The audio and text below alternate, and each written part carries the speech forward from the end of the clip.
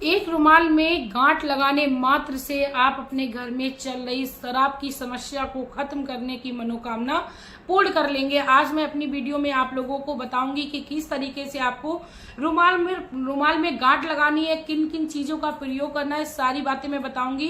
दोस्तों, रुमाल हर किसी के घर में पाया जाता है और साथ में जो भी वस्तुएं उस रुमाल में रखने वाली होंगी वो भी आपके घर में आसानी से पाएंगी। तो यानी हमारा जो उपाय है वो बहुत ही सरल है, आसान है आपके घर में चल रही शराब की समस्या को खत्म करने के लिए। क्योंकि मेरी ज्यादातर माताओं बहनों का कमेंट आता है कि मैम आप मुझे कोई एक ऐसा उपाय बताएं जिससे हमारे घर में शराब की समस्या भी खत्म हो और हमारे घर में धन की भी कमी ना हो। क्योंकि मेरा बस नहीं चलता है और ना ही मैं घर से बाहर जा सकती हूँ, तो कोई सरल और आसान उपाय आप मुझे बताएं। तो उनकी समस्याओं का समाधान करने के लिए मैं अपने वीडियोज में सरल और आसान उपाय लेकर आती रहती हूँ। तो वीडियो के इन तक बने रहिए। मैं मेरे आराध्य श्री लक्ष्मी नारायण को मैं कोटि कोटि प्रणाम करती हूँ, मैं उनको कोटि कोटि नमस्कार करती हूँ। दोस्तों, शराब की समस्या से प्रत्येक व्यक्ति परेशान है ही है, साथ में उस घर में रहने वाले बच्चे भी बहुत ज्यादा परेशान हैं। व्यक्ति अपने घर में कोई भी अच्छा काम करता है और यदि व्यक्ति घर में शराब पीने वाला है तो सबसे पहले वो अपने घर में शराब को ही लाकर रखता है, क्योंकि उसको उसी में खुशी मिलती है, जो करना बहुत ही ज्यादा गलत है। जब भी हमारे घर में कुछ भी अच्छा कार्य हो या कुछ भी अच्छे कार्य की हमें अनुभूति हो तो हमें भगवान की शरण में रह के सेलिब्रेट करना चाहिए। तो यदि आप एक माता बहन है तो अपने जीवन में आप एक संकल्प ले लीजिए कि जब भी आपके घर में कोई भी अच्छा कार्य होगा, आपके बच्चे का जन्मदिन ही क्यों ना हो या आपकी शादी की सालगिरह क्यों ना हो, आपको एक आटे का दीपक जलाना है। किसी भी मंदिर में आपको जाना है जो आपके घर के आसपास हो, या आप मंदिर में भी नहीं जा पा सकती हो तो आप अपने घर के ही मंदिर में पूजा स्थान पर उस आटे के दीपक को प्रज्वलित करें। 4 मुख का दीपक बनाए, यानी चारों तरफ से आपके घर में खुशियां ही खुशियां हैं। शुद्ध घी का दीपक जलाए, कोई भी आपके घर में शुभ कार्य हो। इस बात को आप पहले तो नोट कर लीजिए कि आपके घर में अब जब भी कोई कार्य होगा तो हम इस तरीके का कार्य जरूर करेंगे। आटे के दीपक को बनाएंगे, 4 मुख का दीपक जलाएंगे और शुद्ध घी का दीपक जलाएंगे। इससे होगा ये दोस्तों, आप पर भगवान की कृपा बनी रहेगी और जिस भी व्यक्ति पर कृपा बनी रहती है वो व्यक्ति अपने जीवन में किसी भी प्रकार की समस्याओं से परेशान ही नहीं होता है, जिससे उसे किसी भी प्रकार का कोई अलग से उपाय करना पड़े। लेकिन दोस्तों, अब आपके घर में शराब की समस्या आ ही चुकी है तो उसके लिए भी मैं आज आप लोगों को रुमाल से रिलेटेड एक उपाय बताऊंगी किस तरीके से आपको गांठ लगा के करना है।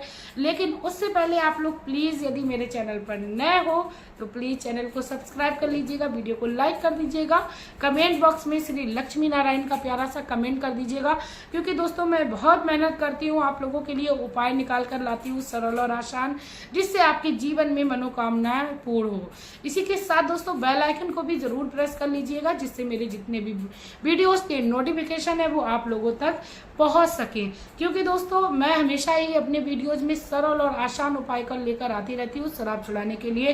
दोस्तों, मेरा बहुत सारा उपाय लाने का ये उद्देश्य नहीं है कि आप अपने रास्ते से भटक सके, बहुत सारे आसान उपाय लाने का यही उद्देश्य है मेरा। जो भी माता बहन अपने जीवन में जिस भी उपाय को सरल लगे, जो भी उपाय को लगे वो आसानी से कर सकती है, उस उपाय को कर सके। क्योंकि दोस्तों, हमारा सिर्फ और सिर्फ एक ही उद्देश्य है, हर एक माता बहन अपने जीवन में खुश रहे, स्वस्थ रहे, मस्त रहे, अपने परिवार का प्यार पाता रहे। अब दोस्तों, आपने क्या करना है, एक रुमाल लेना है, सफेद रंग का आपको रुमाल लेना है। कैसा रुमाल लेना है? सफेद रंग का रुमाल लेना है। किस दिन लेना है? आप एक जो भी भगवान को मानते हो, भगवान भोले को मानते हो तो आपको सोमवार के दिन लेना है। माता दुर्गा को मानते हो तो आप शुक्रवार के दिन या बुधवार के दिन करोगे ये कार्य। यदि आप भगवान विष्णु को मानते हो तो आप बृहस्पतिवार के दिन ये कार्य करोगे। भगवान श्री बजरंगबली बाबा को मानते हो तो आप ये कार्य मंगलवार के दिन करोगे। यानी आपको अपने इष्ट, जो भी आपके इष्ट हैं उन्हीं के आधार पर आपको ये उपाय जो है वो करना है। तो बात आपको समझ में आ गई होगी यहाँ पर। अब बात यानी आपको इष्ट के अनुसार अपने दिन को चूज करना है। जैसा कि मैं अपने श्री हरि को मानती हूँ, मेरे श्री हरि मेरे आराध्य हैं, तो श्री हरि यानी माता लक्ष्मी सहित विष्णु भगवान, तो मैं अपने कोई भी कार्य करती हूँ तो या तो बृहस्पतिवार के दिन करती हूँ या शुक्रवार के दिन करती हूँ। दोनों ही दिन मेरे लिए श्रेष्ठ हैं। ठीक उसी प्रकार आपको भी देखना है आपको किस दिन ये कार्य करना है। अब बात करते हैं, आपको सफेद रुमाल लेना है। सफेद रुमाल के लिए आपको थोड़े से चावल लेने हैं, थोड़े से चावल लेने हैं। चावल जब भी आप लें तो आप देख लें कोई टूटे नहीं हो, फूटे नहीं हो, आपको बहुत ही ध्यान से देख लेना है। चावल लेना है, फिर आपको क्या करना है, 1 रुपए का एक सिक्का लेना है। ये दोनों चीजें लेनी है। साथ में आपको एक फूल ले लेना है लाल रंग का, या पीले रंग का भी फूल ले सकते हो, एक फूल ले लीजिए। साथ में आपने क्या करना है, एक आपको हल्दी की गांठ लेनी है। ये 4 चीजें लेनी है आपको। चारों चीजें ही बहुत ही आसानी से हमारे घर में मिल जाएंगी। तो चारों चीजों को लेकर आपको किसी भी एक स्वच्छ आसन पर बैठ जाना है।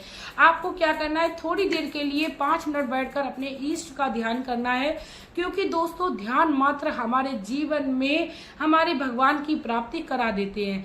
यानी 2 मिनट बैठकर हम भगवान का ध्यान करते हैं। और कहावत की कही गई है, आधी घड़ी अधियारी, वो इस टाइप से कुछ कहावत कही गई है।